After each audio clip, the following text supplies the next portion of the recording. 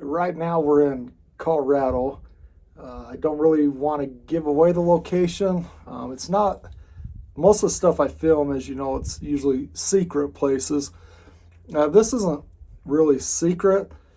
But it's on private land, and it's been protected because it's private land. I'm probably not even supposed to be here filming, but there's a lot of relics, a lot of really neat mining stuff left behind from the 1800s and very early 1900s. And so, I don't want people trying to come in here and steal stuff, especially the ore carts.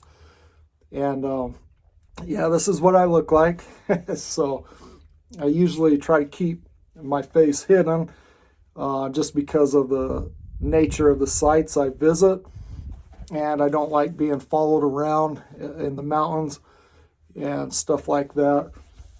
But pretty much people have kind of figured out who I am, so I figure it doesn't really hurt this time to show my face. So this is me. I'm a real person. This site we're at, this is in Colorado, and it's fairly close to civilization, and it's a canyon complex, has beautiful, beautiful caves, sandstone caves, just natural caves, and that's where I'm in right now. Just an absolutely beautiful area. And this area, back in primitive times, the Indians used it to camp at. It was an Indian campsite. And then kind of the mid to later 1800s, it was a stagecoach site and a wagon master site where they would stop at the face of the canyon to rest overnight.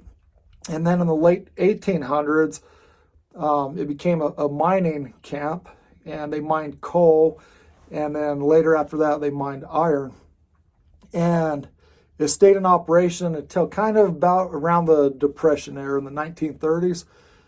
And during the late stages of the area in the late 1800s, it was a very wild place. They had a saloon, they had a dance hall, they had a whorehouse, and some of the soldiers would come.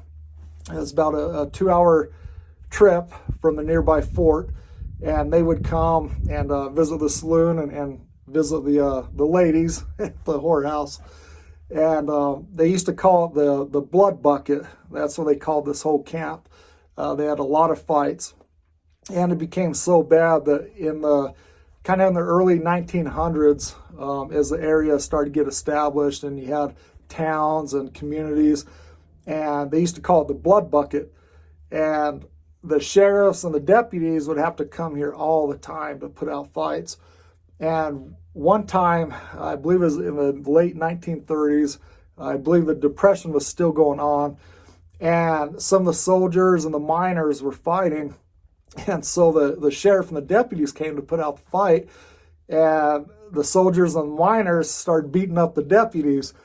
And they beat up the sheriff and the deputies so bad that one of the deputies was unconscious. And he ended up living, but barely. And then after that, the local people in the towns, they put a lot of pressure on the area, and they eventually shut down the saloon. And by then, it kind of played out, the mine, and it just died up. And now it's just, it's part of Americana. It's one of our legends of the West. And this site is very interesting because all of the artifacts that are still laying about. And if you figure out where this site is, please don't come up here and try to steal the stuff. It is private property, and that's kind of what's protected all the relics. And even the locals don't really come in here. I don't think they know about it, to be honest. But just come, enjoy it, take pictures, see the stuff, but leave it and don't steal anything. And all right, hope you enjoy the video.